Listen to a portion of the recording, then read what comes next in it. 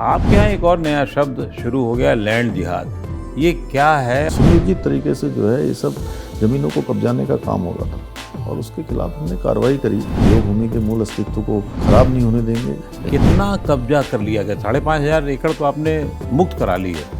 अभी काफ़ी सारा है, उसको भी मुक्त कराएंगे। रोहिंग्या भी काफ़ी संख्या में या बांग्लादेशी अवैध भी जो हैं वो उत्तराखंड में इधर काफ़ी बचे हैं। ऐसी सूचनाएं भी हैं और उन सूचनाओं पर काम भी हो रहा है। उत्तराखंड में एक भू कानून को लेकर के भी मांग उठ रही है। उत्तराखंड के अंदर बहुत ज़मीनों की अनाप शराब लोगों ने खरीद की है। नमस्कार, नवोदय टाइम्स पंजाब केसरी के विशेष साक्षात्कार श्रृंखला में आपका स्वागत है।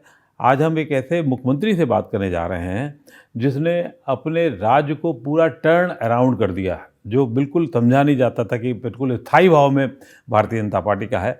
आज उत्तराखंड ऐसा ही राज्य है और हमारे साथ हैं उसके मुख्यमंत्री पुष्कर सिंह धामी साहब। बहुत बहुत शुक्रिया नवोदय टाइम्स पंजाब केसरी को समय देने के लिए, और अपनी तथ्यता के बावजूद भी आपने हमें समय दिया। सबसे पहले तो बधाई आपको। और चर्चा में ये है कि आप जिस तरीके से काम कर रहे हैं और ख़ासतौर से यूसीसी को लेकर के आपने काम किया है, क्या प्रेरणा रही है और पहला राज्य ऐसा हो गया है, तो इसके पीछे क्या कारण रहे हैं? यूसीसी हमारा विधानसभा 2022 का असेंबली का जो इलेक्शन था उत्तराखंड का, उस इलेक्शन में हम अपने प्रधानमंत्री जी के नेतृत्व में आम जनता के समक्ष गए थे और हमने ये वायदा किया था, अपना संकल्प लिया था कि हम सरकार में आने के बाद सबसे पहला कोई डिसीजन लेंगे तो वो यूसीसी के लिए लेंगे, यूसीसी लाने के लिए लेंगे। और उसके लिए हमने एक बाकायदा प्रक्रिया के तहत पहला डिसीजन लिया और इसके लिए एक ड्राफ्ट बनाने वाली कमेटी का गठन किया। रंजना प्रकाश देसाई जी जो चीफ हमारी जस्टिस रही रिटायर, उन्होंने कमेटी ने लगभग 2 वर्षों तक काम किया और 2,35,000 से भी ज़्यादा लोगों से बातचीत की, उनके सुझाव लिए, विभिन्न धार्मिक संगठनों के लोगों से, स्टेक होल्डर से, जगह जगह पर जाकर उन्होंने अलग अलग संगोष्ठी के माध्यम से सबसे बातचीत की, संवाद किया, राजनीतिक दलों के लोगों से भी बात की। और ये सब मिलने के बाद हमने उनका ड्राफ्ट उन्होंने बनाया और ड्राफ्ट सरकार को दिया। हमने उसको विधानसभा में विधेयक के रूप में हम लेकर आए। अब तो कैबिनेट से भी पारित हो गया है। अब क्या बस बहुत जल्दी, अब देखिए हमारा एक्ट भी बन गया है। एक्ट को मंत्रिमंडल ने मंजूरी भी दे दी है और जल्दी ही हम जो हमने वायदा किया था वो हम वायदा निभा रहे हैं अपने। निभाएंगे, वायदा निभाएंगे। देवभूमि उत्तराखंड की जनता के साथ किया हुआ वायदा हम पूरा करेंगे। तो जो वादा किया है वो निभाना पड़ेगा और निभा दिया आपने। एक और बड़ी बात है, हम लव जिहाद तो सुनते रहते हैं, आपके यहाँ एक और नया शब्द शुरू हो गया, लैंड जिहाद। ये क्या है और आप एग्जैक्टली चाहती क्या है उत्तराखंड सरकार करना? देखिए, देवभूमि उत्तराखंड के बारे में पूरी दुनिया की एक सोच है, लोगों के मन में एक आस्था है, श्रद्धा है कि देवभूमि, और देवभूमि के अंदर सरकारी ज़मीनों पर कब्जा करना, अवैध रूप से कोई निर्माण कर लेना, सरकारी भूमि पर, वन विभाग की भूमि पर, अनेक स्थानों पर एक बड़े सुनियोजित तरीके से जो है ये सब ज़मीनों को कब्जाने का काम हो रहा था और उसके खिलाफ हमने कार्रवाई करी। और ये कार्रवाई में 5,500 एकड़ से भी ज़्यादा ज़मीन अतिक्रमण से हमने मुक्त कराई है। ये हमारा अभियान है, देवभूमि के मूल अस्तित्व को खराब नहीं होने देंगे। कितना कब्जा कर लिया गया? 5,500 एकड़ तो आपने मुक्त करा ली है। अभी काफ़ी सारा है, उसको भी मुक्त कराएंगे।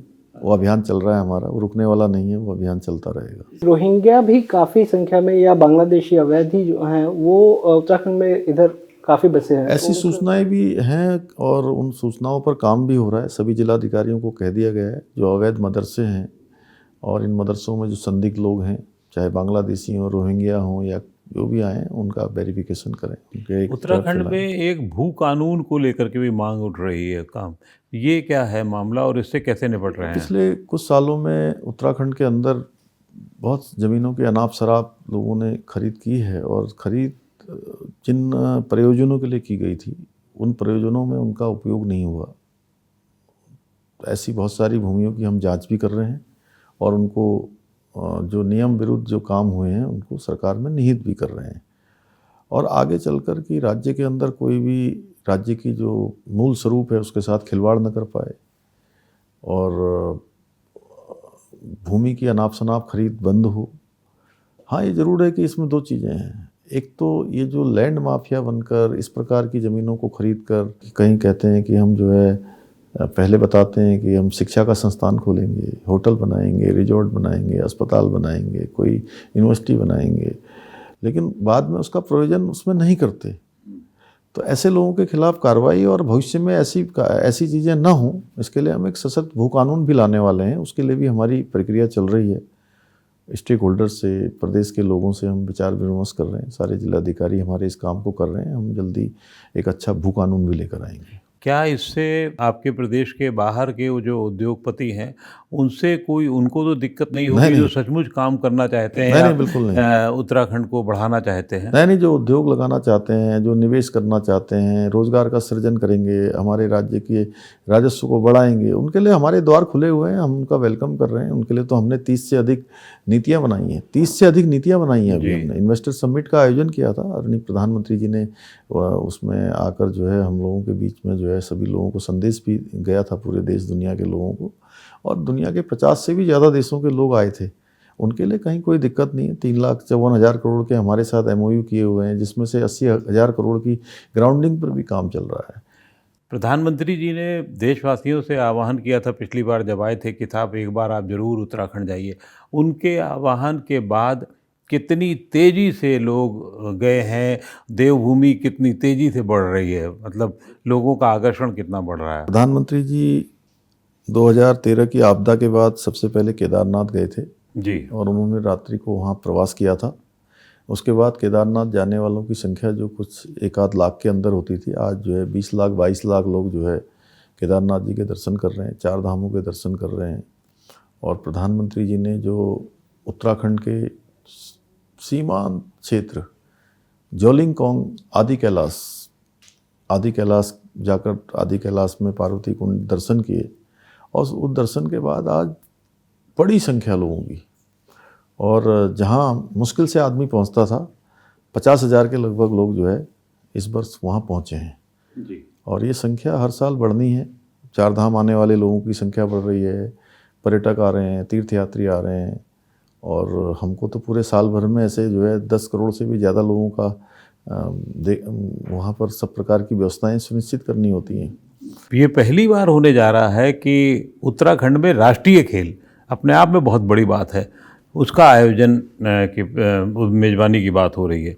ये कैसे आपके दिमाग में संकल्प आया है? भाई, ये हम आदरणीय प्रधानमंत्री जी का धन्यवाद करते हैं। उन्होंने जो है देवभूमि उत्तराखंड को जो है ये मौका दिया हमको मेज़बानी का, और हम अच्छी तैयारी उसकी कर रहे हैं। बहुत ऐतिहासिक रूप से जो है राष्ट्रीय खेल संपन्न होंगे। 28 जनवरी को माननीय प्रधानमंत्री जी के हाथों से उसका शुभारंभ होगा, और 10,000 खिलाड़ी देवभूमि उत्तराखंड आएंगे। उत्तराखंड का हर एक व्यक्ति, हर एक जनगण मन, माता बहनें, बुजुर्ग, नौजवान, सब उनका स्वागत करेंगे जी, और हमारे लिए बड़ा अवसर है। दिल्ली में चुनाव हो रहे हैं और आप उसके लिए काफ़ी सक्रिय हैं, क्योंकि दिल्ली में पहाड़ वालों के उत्तराखंडियों की काफ़ी बड़ी संख्या है।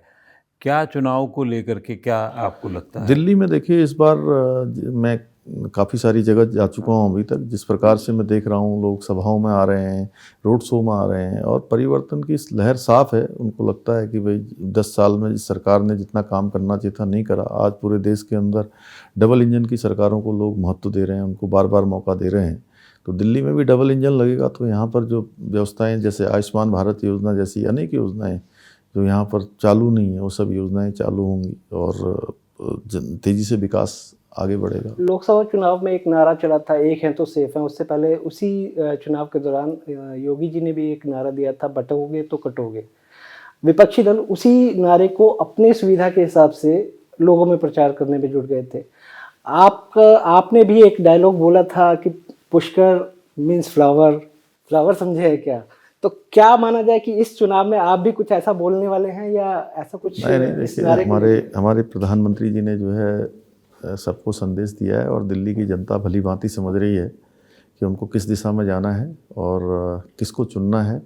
लोग यहाँ भाजपा की सरकार को चुनेंगे, भाजपा के लोगों को जिताएंगे, और बड़ी ऐतिहासिक जीत यहाँ पर होगी। आम आदमी पार्टी में आपको यहाँ क्या ऐसा कमज़ोर पक्ष लगता है जिससे भारतीय जनता पार्टी को ज़्यादा बड़ा मौका मिलना चाहिए? देखिए, आम आदमी पार्टी जिन चीज़ों को लेकर सरकार में यहाँ आई कि हम साफ़ सफाई करेंगे, हम यहाँ पर भ्रष्टाचार मुक्त करेंगे, अच्छा पेयजल देंगे, लोगों को रोज़गार देंगे, दिल्ली को प्रदूषण मुक्त करेंगे, यमुना जी को साफ करेंगे, नौजवान युवाओं को रोज़गार देंगे, वो सब काम हुए नहीं। देखिए यहाँ शराब घोटाला हो रहा है, कभी दवाइयों का घोटाला, कभी शराब का घोटाला, कभी बिल्डिंग का घोटाला। आम जनता जिस प्रकार से इनको समझती थी उस पर ये बिल्कुल खरे नहीं उतरे हैं, और अब लोगों ने 10 साल का मौका दे दिया, तो इसलिए लोग यहाँ परिवर्तन चाहते हैं। देखिए मैं दिल्ली की जनता से यही कहूँगा कि देश में लोगों ने जो है जो मॉडल को स्वीकार किया है, मोदी जी के कामों के आधार पर, केंद्र सरकार की नीतियाँ, और वहाँ पर जो प्रदेश की ज़रूरतें हैं वो ज़रूरतें जो है डबल इंजन की सरकार पूरी कर सकती है। इसलिए सब लोग आगे आएँ और भाजपा का कमल खिलाएं। बहुत बहुत शुक्रिया आपका। बहुत धन्यवाद। धामी जी, आपने नवोदय टाइम्स पंजाब केसरी को इतना समय दिया, और शुभकामनाएं आपको उत्तराखंड राज्य के लिए। देवभूमि सचमुच आगे बढ़े। बहुत बहुत शुक्रिया। बहुत बहुत धन्यवाद आपका।